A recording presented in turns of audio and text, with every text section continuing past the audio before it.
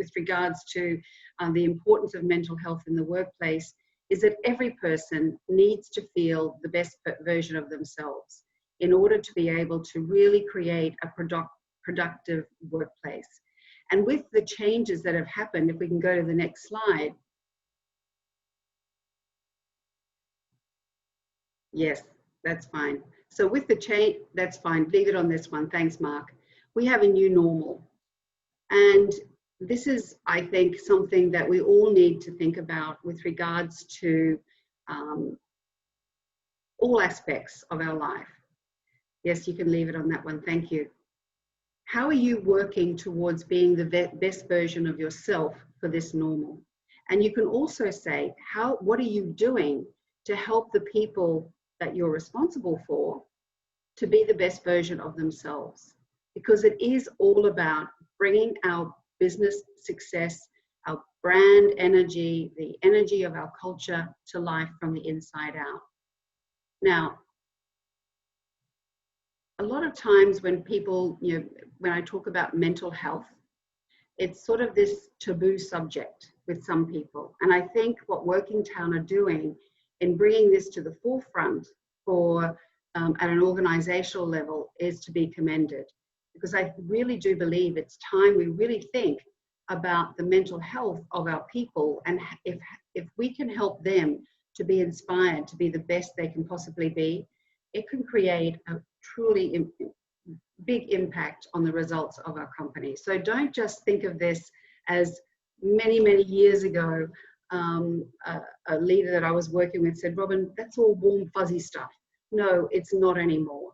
This is incredibly important to the success of your organization. So please take notes, take on the information that myself and my fellow speakers are going to be sharing with you this afternoon, and really look at what you can do to improve the mental health of your organization, particularly with this new normal happening. So next slide, please. Because as Albert Einstein said, the definition of insanity is doing the same thing over and over again and expecting different results. So pre-COVID, you were thinking and acting in a certain way. You were dealing with your people in a certain way. You were inspiring them in a certain way. COVID happened, and now we're in this new normal. How you were thinking and acting and leading and inspiring pre-COVID needs to be realigned to this new normal that we have. Mindsets have changed.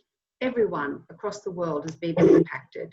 So it's very important that you take stock of what are you doing to ensure that the mindset of your organization, the group mindset, is truly aligned to this new normal, and what you need to do to bring to life the values of your organization, to deliver the performance that you are looking for from your organization, to ensure that you have a culture which is aligned to your goals.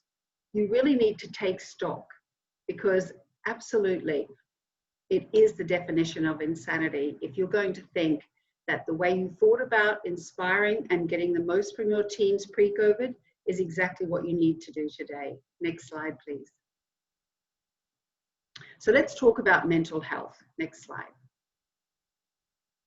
I got this, actually it's interesting how things, when the learner is ready, the information will appear.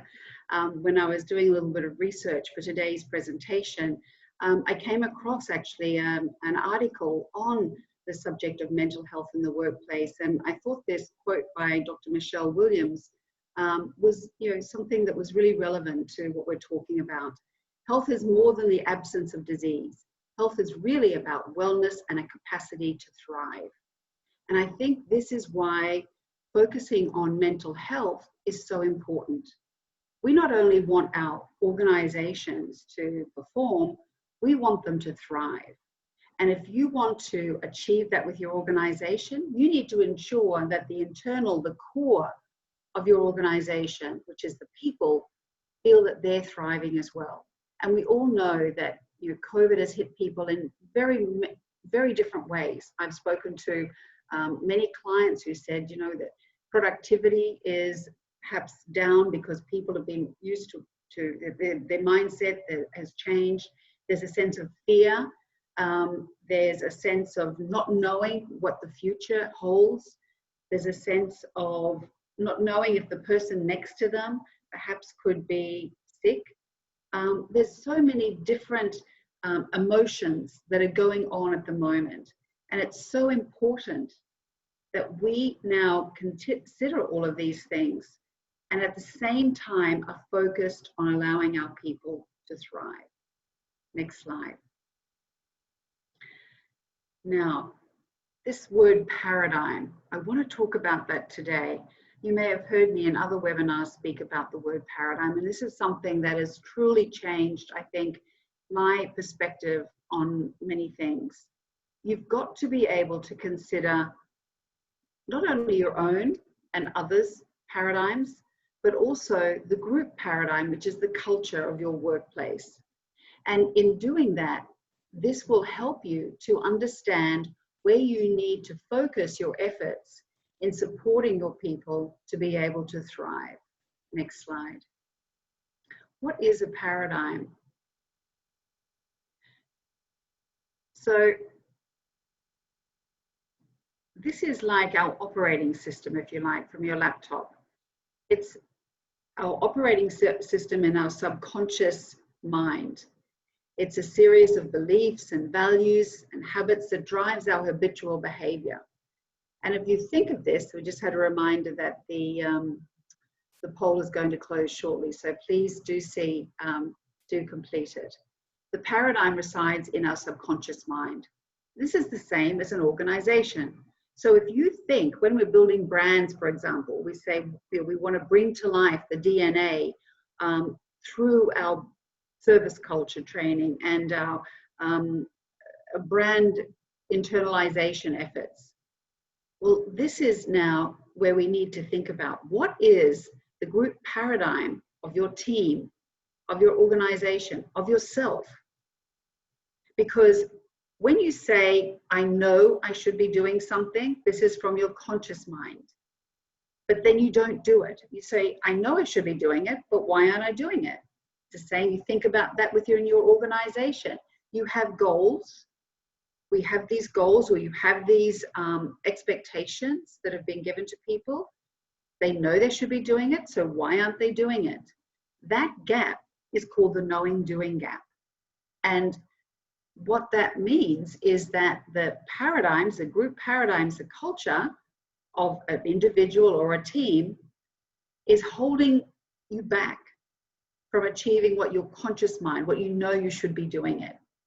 And if you try to fix something without addressing the root cause, and this is why I was saying it's so important now, if you want your organization to be able to thrive despite these changes, you really need to take a very close look at what is at the core of the group paradigms of the organization. Please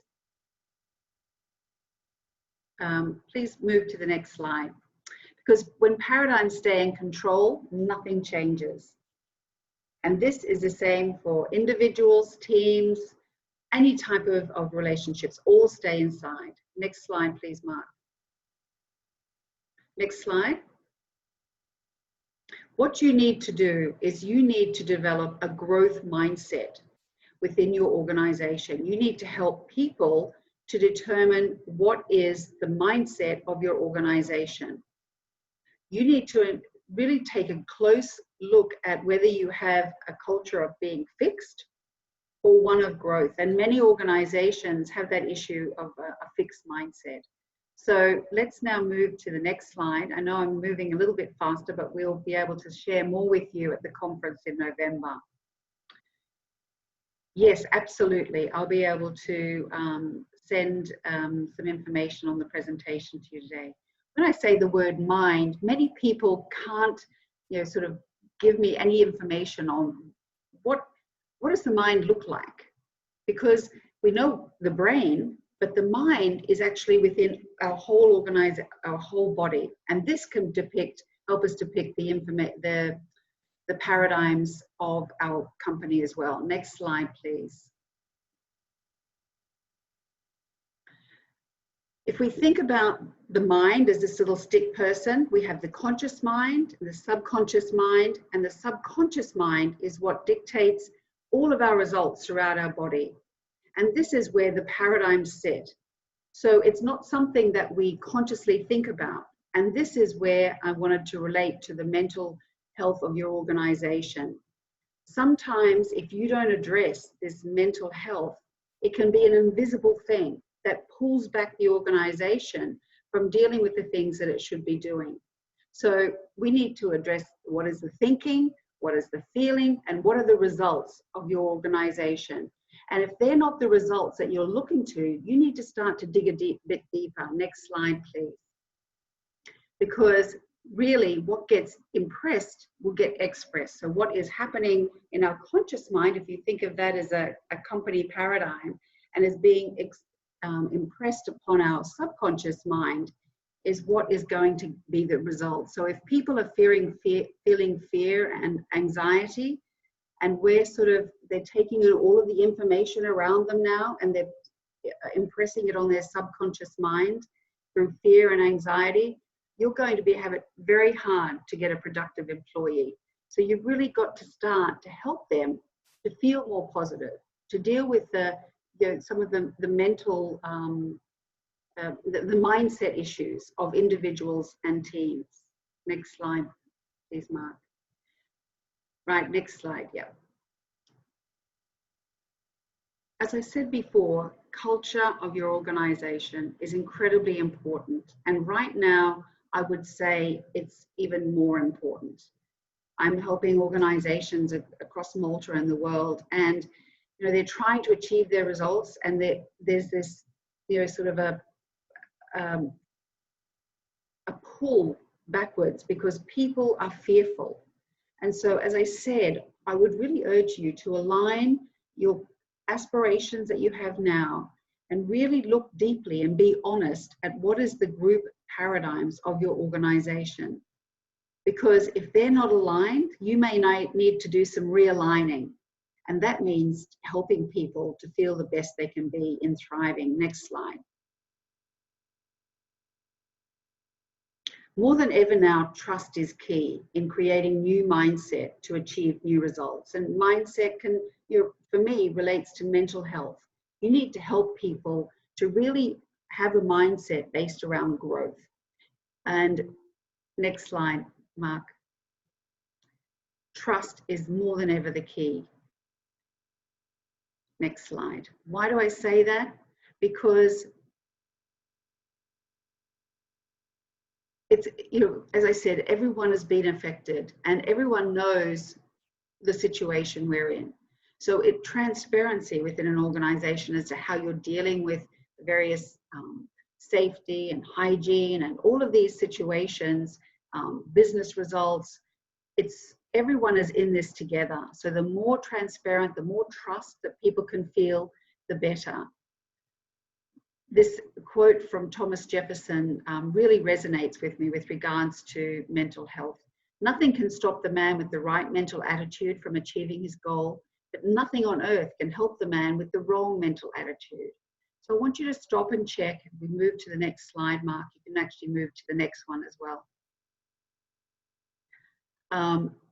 Really check with regards to a pulse check as not just about people's performance or perhaps the values that you may have included prior to COVID, but now really think about what do you need to think about now to check that people are feeling okay.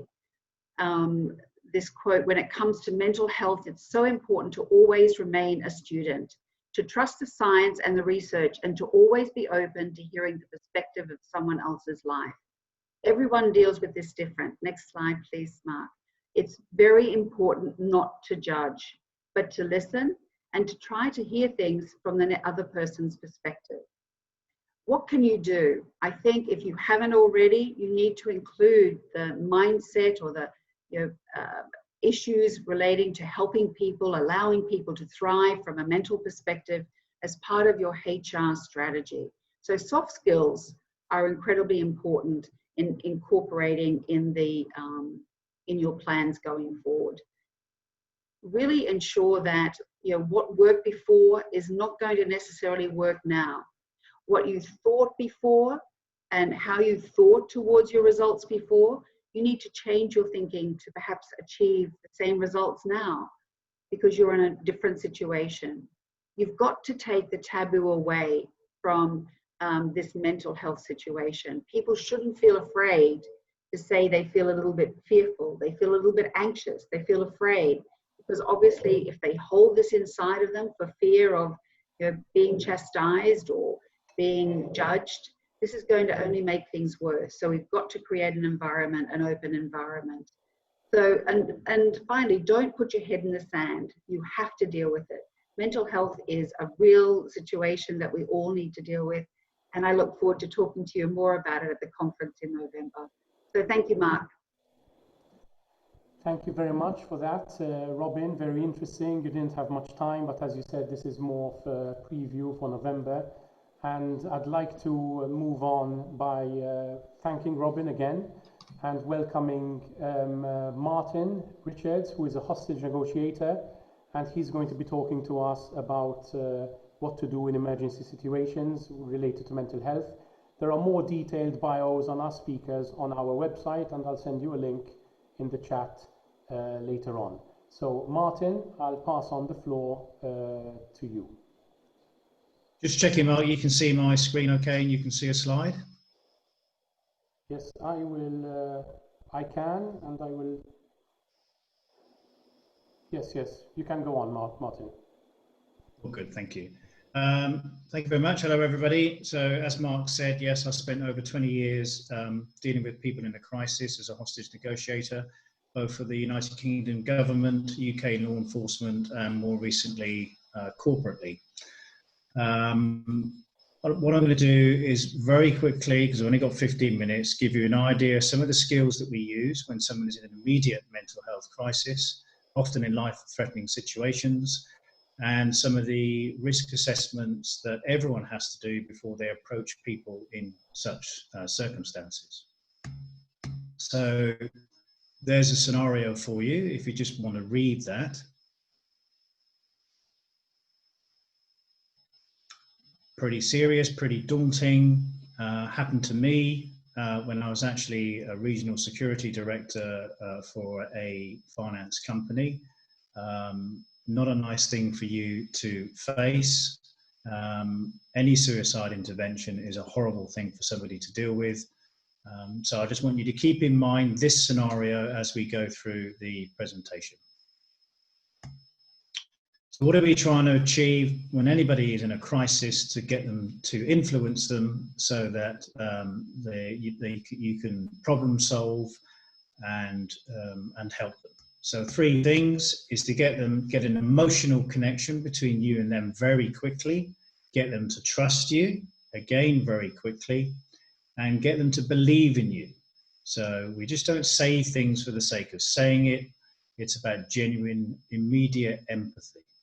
So this is what we're trying to achieve when someone's in that immediate crisis. Now, trust can be said to be credibility plus reliability plus intimacy, and you gain people's trust. But what can undo trust is all of these items here on the bullet points. You know, even when you're an expert in your field, it is okay to actually say you don't know. And the more ego you have, the more that you have the desire to be right and to be great in this situation, the more you actually undo the trust. So you'll undo your reliability, any relationship that you've built up, and any credibility that you have. So if you find yourself doing any of these things, stop. And then you'll find you'll build up the trust in a quicker and a better way. So when we're creating a dialogue with somebody, often people, you know, I deal with people on a daily basis in the kidnap world, and we don't necessarily like them.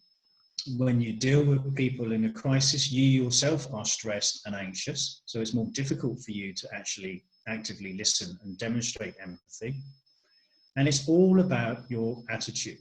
You know, we can all win arguments, and when somebody is in a fight and flight mode, in a crisis, it can often be about winning and just winning an argument. You win an argument with somebody in a crisis, you will often get punished for it. It's not about winning an argument, it's about your attitude. And where it says there, you move from blame to responsibility. So you take ownership rather than putting any blame on the other person.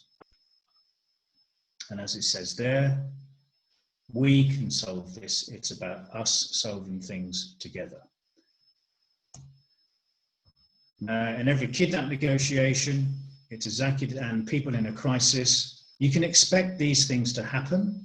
There's a lot of ego sometimes, particularly saving face. You know, when people are in a siege situation or maybe at height, you know, up a crane or on top of a building, bringing the whole of a city to a standstill because the police have to put cordons in, etc., and evacuate people.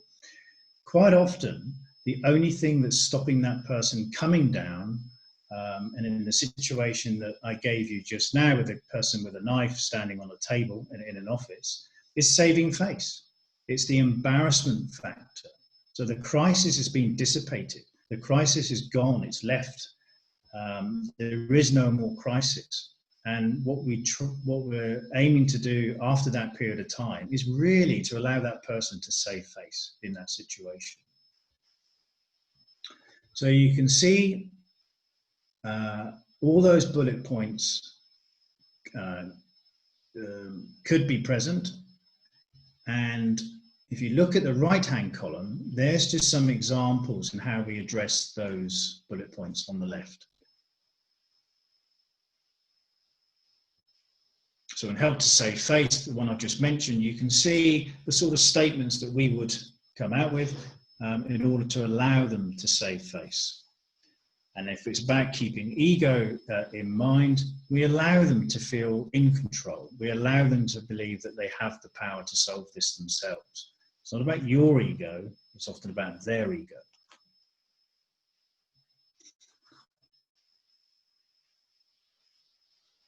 And you can see I've highlighted in bold print there the sort of statements and the actions that we would use with a scenario I gave you right at the very beginning when somebody was standing on a table with a knife in their hand.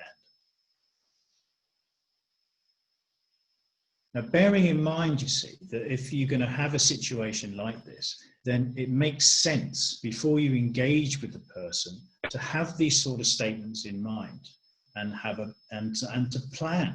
You know, if you've got time, if you're being called to actually deal with somebody who's in that sort of crisis, use that time to anticipate what the person's going to say and how they're going to be feeling, and craft, like we did on the right-hand side there, the statements that you could say to the person and the actions that you can take.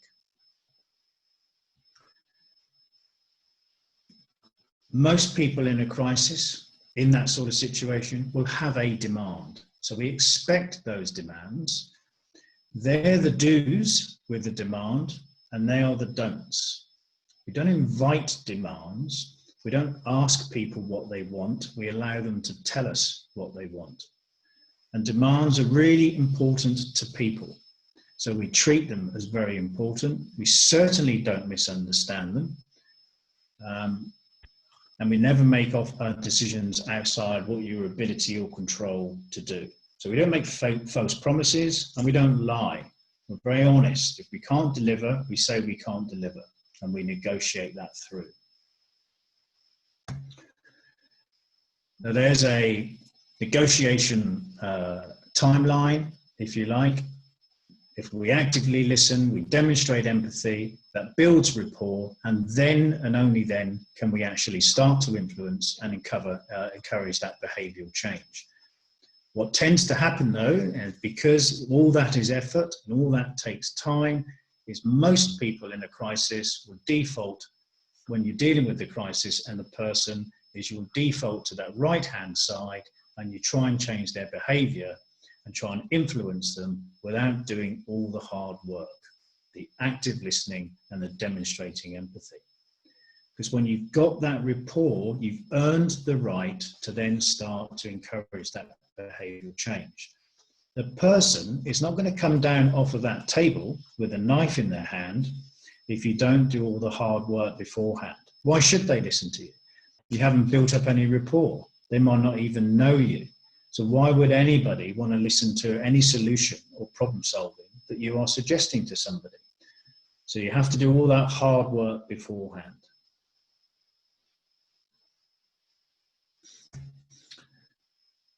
And when we look at risks, when we're looking at somebody who's in a crisis, there are always risks that present themselves around. Now, on the left-hand side there, our negotiations, those are the sort of considerations that we have to take. On the right-hand side is my suggestion to you that if you're dealing with anybody in a crisis and having to have that conversation, are the sort of risks that you will have to consider.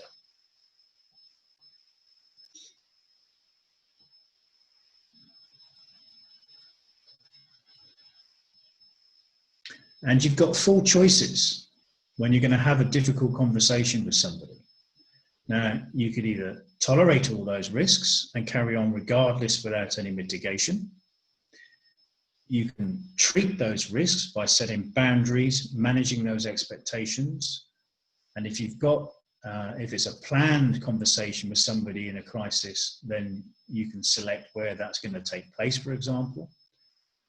You can decide not to have that conversation because it's too risky for you. It's either too risky for your health or it's too risky for your relationship. And you can get somebody else to do it for you. You know, any stressful conversation that you have with somebody, there may be somebody better to do it than you, even in a relationship. Just because you have a child, it doesn't mean to say that the mother and father are better at influencing that child than cousin Johnny, who the child might listen to more than you as the parent. So you could always transfer that really difficult conversation with somebody who's in a crisis. So you have to choose one.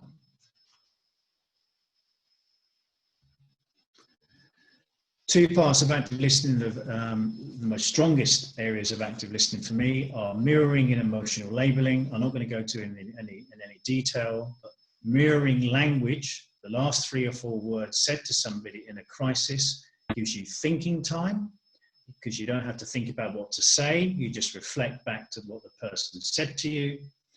And also it allows that person to know that you've heard them. The person on the right-hand side there and the person on the left-hand side there, we will mirror the intonation, we'll mirror the pace of the person, we'll mirror the tone, we'll mirror the volume of that person, because that goes some way to build rapport. And we'll label the emotion that we see to get the emotion out there in the open. You cannot problem solve through emotions. We have to reduce the impact of those emotions and talk about them with that individual before we can start to problem solve.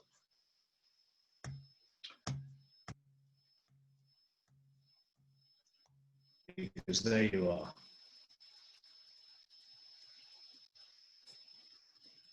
Those of you who've got very young children, your 2-year-old that throws themselves on the floor of a supermarket, you know that you won't problem solve with that child while they're screaming on the floor. The adult version of that, probably not screaming on the floor, but you can get a lot of anger presented to you and a lot of frustration presented to you. So it's exactly the same. You won't negotiate with a child on the supermarket floor. You can't negotiate with somebody in an immediate crisis until you've got that emotion out there. You've dealt with it, you've called it out, you've discussed it, and then you can move forward with some problem solving.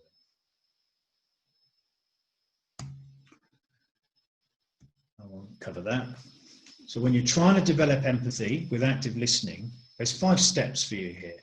You do your own self-check first. You can actively listen internally if you like, with effective silence, and ask yourself some questions about how you're feeling. You investigate their feelings with emotional labeling. Lots of open questions and mirroring and emotional labeling to identify what the issue is. You're summarizing and paraphrasing as you're going through to make sure you've got it right. And then finally, when you've done all that, you can start offering support, but hopefully they'll come up with their own solutions rather than you imparting your own advice on that individual.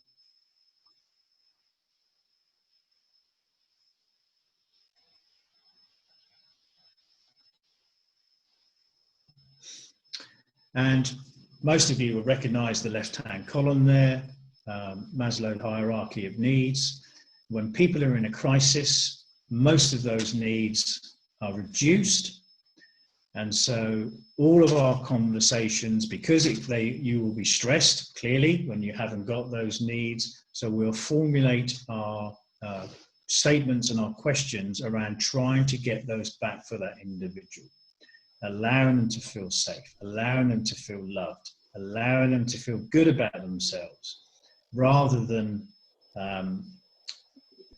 them being stressed and not having them. We try and get them back for this individual by suggesting statements like this.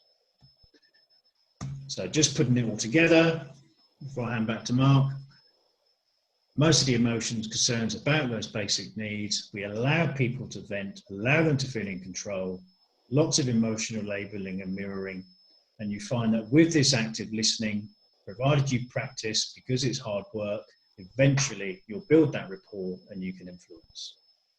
So there's a whistle-stop tour for a 2-week FBI negotiating course. Thank you, Mark. Thank you so much, Martin, for that fascinating presentation. Maybe, I don't know if you can stop sharing your screen, please. Okay, I can do that. Sorry, yeah, stand by. Welcome. Thanks again, Martin. Thank you so much. Yeah. So in the meantime, I welcome Gabriel Pulicino. We are recording this session, and we will be posting it on our YouTube channel. So you can follow the session again, or maybe even pass it on to colleagues who may have missed it. So welcome Gabriel Pulicino from the General Workers Union. He is Assistant Secretary in the Food section and Hospitality section of General Workers Union, a social worker by profession. We have 4 excellent partners who are organizing this series on mental health, and it is really important for us that we have representation both from the employees and from the employers. And we would like to listen from the General Workers Union through Gabriel as to why they consider the subject of mental wellness at the workplace so important. Thank you, Gabriel. So thank you, Mark, and also your team for giving us the opportunity to discuss this topic. Just a quick intervention. I have only 3 minutes. So practically, due to the COVID-19 pandemic, the health authorities, together with the private sector, introduced several measures to obviously stop the spread of the virus. This fact made me reflect on several points regarding mental wellness at the working place. So in this brief intervention, I'm going to raise some points which obviously I hope that they may be discussed in this kind of fora or also in the conference that is going to happen in November, hopefully. Fortunately, nowadays, we are discussing about the access of services and what could be done for someone to be given the intervention that he or she needs. However, I think that we need to move a step further, and that's what is being done to guarantee mental wellness and to sustain mental wellness. In fact, for example, we should ask the questions: are the places of work equipped to sustain mental well-being? What about education? I think that we need to further investigate and ask: are the employers and the employees being trained on this matter? And also, what kind of support both the employees and the employers? Obviously, both the employees and the employers are both human beings, and obviously they both have their needs and their mental. Obviously, they need support. So, are they being supported, and what kind of support they are being offered? Also, are the unions and the employers association, together with the employees, putting mental well-being on the table of negotiations? As a trade union, we are trying to put this matter at the forefront, because we believe that obviously having a good mental health being, mental health well-being on this matter in every company, I believe that they will have a better workforce, obviously guaranteeing better production, and obviously everyone is going to be more involved in the in the process of creating a more healthy economy. So I believe that while we have done some significant steps towards a positive direction, we need to discuss the sustainability of mental wellness. We need to address what challenges are needed, what changes are needed in order to further guarantee the mental wellness of employees and also of the employers. I think we need to create services that are preventive rather than reactive. I believe that obviously sustainability is the key word in this topic and in my intervention. So, in order to conclude my brief intervention, I believe that preserving and guaranteeing the mental well-being of the employees and also of the employers will create a healthier environment, which will therefore obviously sustain itself. It's like a circular movement. So that's my brief intervention. Obviously, just 3 minutes. Hopefully, we could further discuss this topic in the conference that will happen in November. Thank you very much, Gabriel, and it is really important for us that this is being seen both on the employee and on the employer side in a collaborative way. And we look forward to working with you in the future for the conference in November, and we will have a further 2 webinars in the meantime, which will be led by the Chamber, the Malta Chamber and the Malta Employers Association. Thank you very much, Gabriel. In the meantime, you will have already seen that I have promoted the panel discussion so that we can move swiftly on. I will share my, after the panel discussion, I will share my screen again to show you the results of the poll. But in the meantime, I will turn to Dragan Donkov, who is a manager at the Richmond Foundation, and ask him, another one of our partners who are helping us organize this series of events. And I'd like Dragan to tell us a little bit about, because there's a lot of help available out there, and I'd like to ask Dragan what services are available to companies and employees from the Richmond Foundation, and how can companies contact you to use these services and also help you out. Thank you, Dragan. Thanks, Mark, and thank you to the speakers earlier. Very interesting presentation. I really enjoyed the one about extreme situations, because sometimes we find ourselves in a situation where we have to assist an employer when there's a crisis at work. We as Richmond for more than 19 years already offer a number of services to employers, and a good number of companies actually joined during COVID, which was a big surprise for us. It means things are changing. And one of the things I can mention is the employee assistance program we have, which supports both the organization and the employees at the same time. But some of the things I would like to really emphasize on is, and Gabriel mentioned, is the education about mental health and knowledge at all levels of the organization, starting at the very top, going to the very bottom. I know it sounds a bit not right, but all levels of the organization. And we're very happy to see a lot of companies taking the mental health first aid course, which is very helpful, very structured, very scientifically based, how you can recognize mental health problems at work and how you can assist with the tools you have as organization or as society. Another important aspect is how management is supported to promote good mental health at work. I mean, are they the right policies in place? Is it the right knowledge from even like how process impact people? So data is important there. One trend that we unfortunately start seeing recently is the request to support people which are made redundant or are going to be made redundant. I mean, that's the economic reality at the moment, and we have a number of requests to discuss potential support, which form is the best, how people can be introduced to returning to search for jobs and dealing with the negative effect of a process of redundancy. So there are a number of things we as Richmond, and also there are other help available even in the society. We have the 1770 a 24/7 helpline, which is not only for employers but is for the general public. So many people call there and discuss even issues related to work. So there are quite a number of services. If you would like to contact us, easy to reach. Our website and Facebook are readily available for this. Thank you, Dragan, and we will be hearing more about the services of the Richmond Foundation during our future webinars and also at the conference in November. So I'd like to pass on the word to Nadine, who is an art psychotherapist. Welcome, Nadine. So Nadine, what role can alternative activities such as art and music have in helping employee mental health and consequently their engagement, performance and their retention by companies?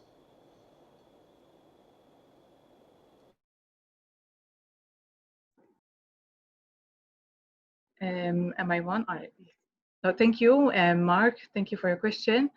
Yes, so art has many therapeutic effects. I mean, for this particular reason, our topic today, even we can do this at home or when we feel stressed, like we can engage in any artistic activity. I mean, I do arts, I mean the fine arts aspect, but there are so many varied options that one can engage in. And the benefit from it is because it taps into a bit the mindfulness, a bit. It can also be meditative approach to the way one does art, and I see it in my sessions with clients. There's so much a big difference from how they enter into the session, like with all the tension and all the anxieties, and as soon as they start engaging into the artistic activity, they're very focused, and you can notice that the levels of anxiety are start to lower down. And when I get their feedback, they do indeed say, I mean, it might not solve the problem, but it might allow the individual to be calm enough to see solutions, or to even, you know, have benefits also on the physical level. Because if, you know, when we're stressed, our heart rates, everything will be affected. But, you know, as we all know, how stress can be devastating. So there are a lot of benefits from when we engage into these relaxation activities. Thank you very much, Nadine. I want to make sure that we finish in time. It would be very interesting to delve deeper into these topics, but given the limited time, I want to make sure we finish in time. I'll move on to Mireille, who is a clinical psychologist. Welcome, Mireille. So Mireille, what initiatives can companies take to continue to break the stigma of mental health? I know there's been a lot of progress, but the stigma is still there. And to promote culture where caring for their employees is given the same importance as profit making, assuming, of course, that we agree that this should be the case, that companies should empathize with their employees on the same level as they care about making profit. Hi, Mark, and can you hear me? Yes, I can hear you. And great much, Mark and Working Town, for inviting me, and so wonderful to hear Robyn and Martin's lovely talk. I thought this was an excellent question. I was really pleased that you were going to ask me this, because companies often do focus first on the bottom line, and they kind of do it the wrong way around and put a lot of pressure on employees. And I think particularly, as Robyn was saying, even in the current climate, there's probably added burdens and added pressures and workloads and so on. And actually what we know is that leads to physical health problems, that leads even ultimately to burnout. So a company in itself could create mental health problems. And I've trained in an area of positive organizational psychology. And so we work a lot more around prevention,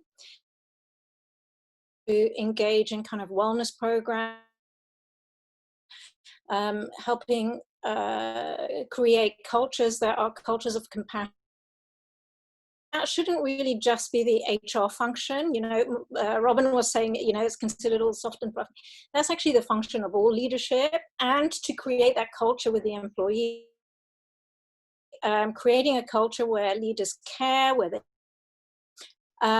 bringing in people mental first aid, creating awareness around mental health issues as well, and creating what I call is a culture of psychological safety. You feel it's okay to talk about my mental health problems. It's okay to say I'm not feeling comfortable with this, and to foster that kind of culture where that's accepted. It's okay if you need help, and a culture where leadership would act to support them to seek the right help that they need. And what we know from the science is if you look after the employees first, a happy, and if you want your bottom line to go up, actually you need to focus on the numbers. The numbers will come if you focus on the mental wellness of your employees. Thank you very much, Mireille. Again, it would be great to have more time to discuss this, but we will have future webinars and, of course, the conference in November. Martin had to leave us, unfortunately, because we had a couple of follow-up questions for him, but we will conclude with a follow-up question for Robyn. Robyn, there's a lot of quick fix advice and training out there. You see it on the internet, on how people can change their lives, and there's seemingly a lot of thirst for this kind of thing. Are people generally unhappy? And how can we make a sense of what is being offered? How can we assess the quality, what is worth pursuing and what is not? Yeah, thank you, Mark. Well, I think it probably leads very much on to what Nadine and Mireille were speaking about. It's all about inner health, inner wellness. And yes, I think that there definitely is a great thirst for people looking to know and understand how they can feel better, feel happier, feel healthier. But like with anything, there's no quick fix, but it all does come to having a solid foundation built upon being, understanding how they can be the best version of themselves. And what I would suggest is to really think about some of the small things that can be done to help yourself first. Gratitude, practicing gratitude, for example, every morning is an incredibly powerful thing that people can do. Right at the moment, there's a lot of fear and things that we're thinking about what we don't have, but focusing on what we do have is a very simple and free thing that people can do quickly. So firstly, I think with regards to your question, or are people generally unhappy? I'm not sure if unhappy is the word, or is it uneasy or some fearful or anxious? Definitely people are feeling, I think, this frame of mind more than unhappiness. And I think that with regards to looking for courses or programs, it really is about the person and what feels right for him or her. When they're looking for something for themselves to feel better, they obviously need to be able to relate to the person that they're going to be working with. But really focus, it's like everything. If you don't fix the core of what is the issue, then you might get a short-term fix, but you'll go back to however you may be feeling. So it's really important, as I was talking about, really fix the operating system first, and really try to have that paradigm based around positivity, courage, belief, understanding. And I think that can be achieved with the various programs that we've talked about today, for example, with Mireille and Nadine. So, but thank you very much, Mark, and it's been an absolute pleasure. Thank you very much. Sorry, I was just answering a question by one of the audience. We've had around 100 people here today, so thank you everyone so much for joining. I'm going to close the last few minutes, first of all, by thanking our panelists very much for joining us and hoping that they gave a good preview of what's to come. We have another webinar planned for September, then another one in October, and finally the conference in November. I'll be sending you details later, but I just want to share my screen right now and repropose the slide which Robyn had presented on Mindset, and also share the results of the poll at the same time, so that you can see what kind of percentage people seem to have more of a ground growth mindset from what I can see here. So that's a positive thing. I think, I guess Robyn will agree. We'll be sharing the results of these polls also in the follow-up. And I apologize for those of you who for some reason couldn't see the poll. So I'll thank everyone once again. We're concluding on time, thank goodness. I just wanted to talk about 3 events, upcoming events, and which, first of all, the conference in November, which some people have been asking about in the chat.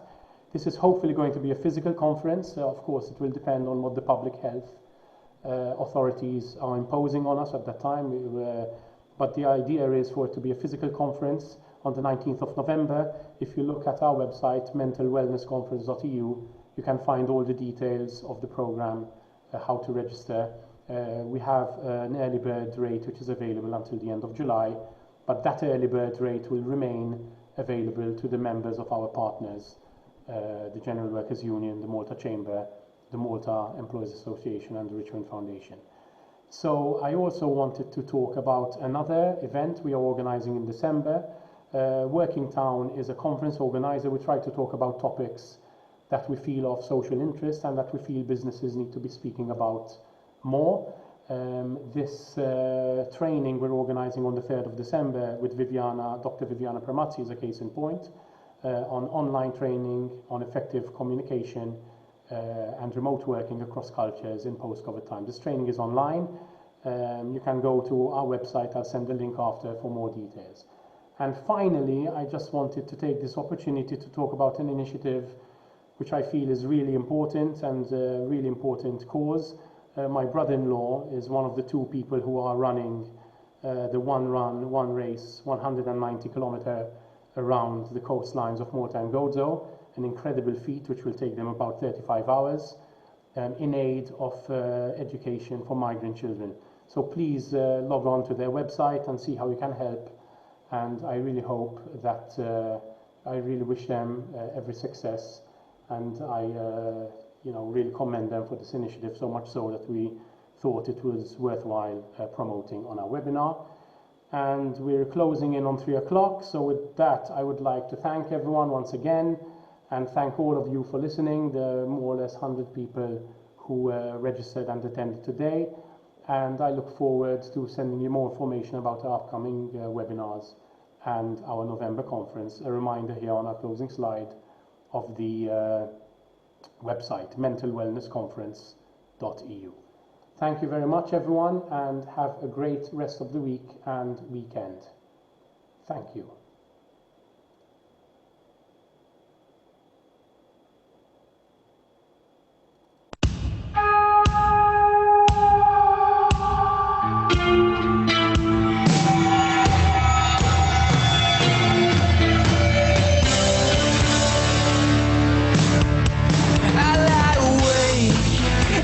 The lonely night, I'm not alone. I wonder if these heavy eyes can face the unknown. When I close my eyes, I realize you come my way, standing in the night alone, forever. Together, oh, we're the dream warriors. Don't wanna dream no more. We're the dream warriors. And maybe tonight you'll be gone. I feel the touch come over me. I can't explain. I hear the voices calling out, calling my name. It's the same desire to feel the fire that's coming your way.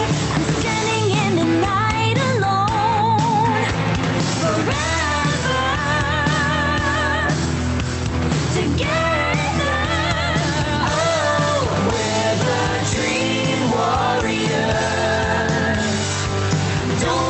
Dream no more.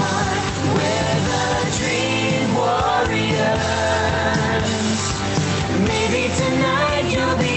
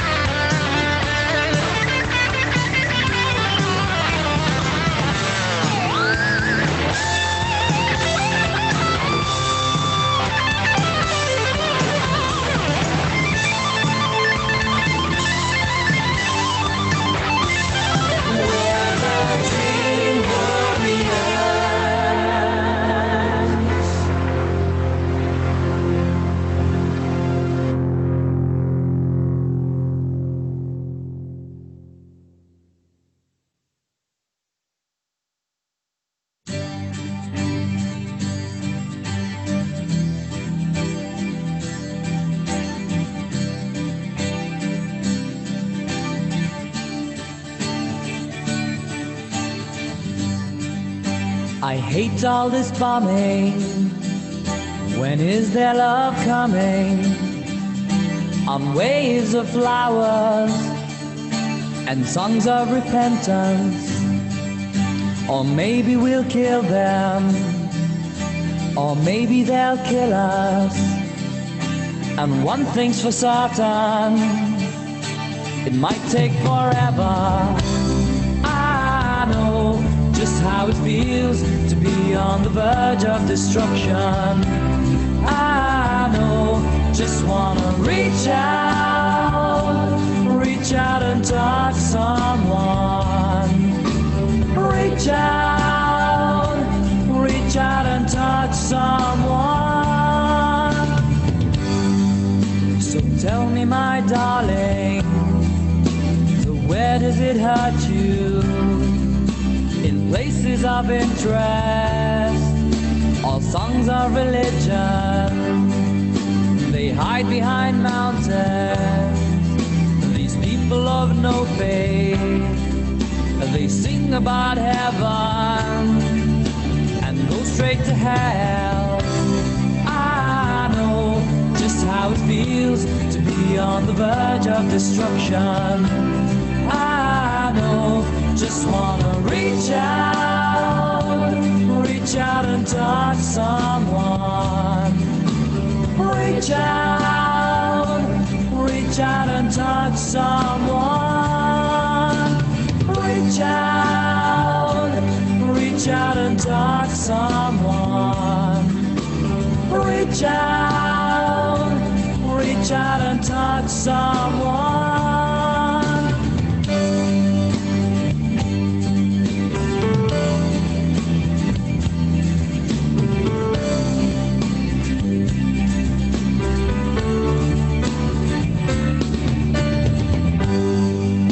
I sing for my supper, I wish for a daughter. By dropping a few bombs, they're stopping the slaughter. So kill me with pleasure and drown me in laughter and make me a martyr of love and devotion. I know just how it feels to be on the verge of destruction. I know just how it feels to ride on the waves of emotion. I know, just wanna reach